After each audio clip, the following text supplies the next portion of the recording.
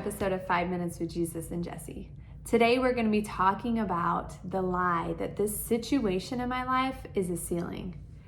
I was talking to my friend Joni this past week, and we were actually talking about a season that she's walking through in her life. And I asked her, do you feel like this situation is a ceiling in your walk with Christ?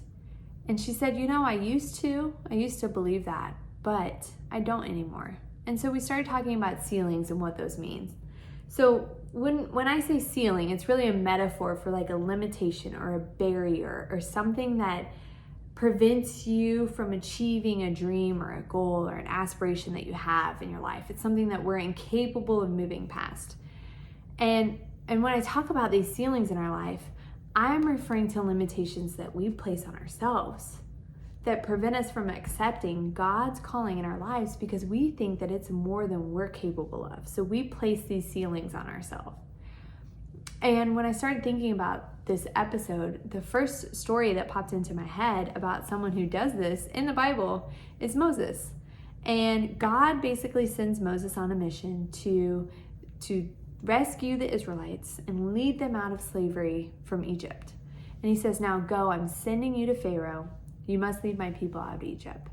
And Moses protests to God, which is fair. I mean, who wouldn't protest? But not just one excuse, but multiple excuses as to why would you ask me to do this?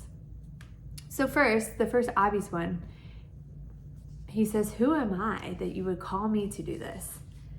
Why would you pick me to do this? Out of all the people, why me? And Jesus says, I will be with you. And then he says, well, when they ask me who sent me to talk to Pharaoh, what am I going to say? So basically, in our life, I think of this as, okay, so you chose me for this, but you start doubting if he even actually spoke to you. And Jesus said, I sent you, the I am. I sent you to do this task. Don't forget who sent you. And then he says, well, what if they don't believe me? Who's going to believe me when I say this? This is what God chose me and he assigned me to this task. And so I start looking at my life and thinking, how many times has he shown up before?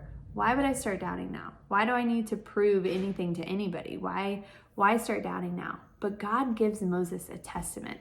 And not just a testament, he gives him multiple testaments and says, do these things and they will believe you. You can prove that I actually did send you to do this. Just like in your own life, you have testament of how many times he's shown up before. So don't start doubting him now. And then Moses says, I'm not very good with words. And I think of this as him basically saying, like, look at my past, God. Look at my current circumstances. Look at this current state that's going on around me.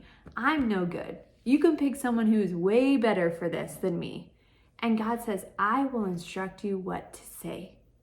He knows you. He knows your past. He knows your situation. He knows everything that's going on in your life. And he says, I will tell you what to say.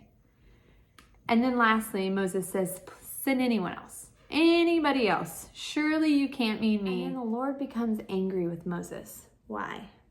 Because Moses came up with every situational ceiling that we can place before ourselves. Why me? Am I sure that I'm hearing you right? You've shown up before, but will you show up this time? I'm really no good. Surely you meant someone else, right? God uses our ceilings for transformation and change. He wants to use the ceiling for building endurance, for building perseverance, for building our character, for building our faith. And if we see that ceiling and we refuse to break through it, or we try to do it on our own, it will always be a ceiling. It will always be our limitation. But if we allow God to set our ceilings, we can experience his grace. Ephesians 1:7-8 says, in him we have redemption through his blood, the forgiveness of sins. In accordance with the riches of God's grace, he lavished upon us. God lavishes upon us abundant grace, a grace that knows no bounds. And he does this not because I am worthy, not because I'm worthy of any assignment that God has in his plan, but because of his goodness. The lie God wants us to recognize and to call out as a lie is that this situation in my life is a ceiling. When God calls us to something, we may see a ceiling, but that is so deceptive because this is actually a drop ceiling. This is a false ceiling. And it's not really a ceiling at all. Only God can see the roof.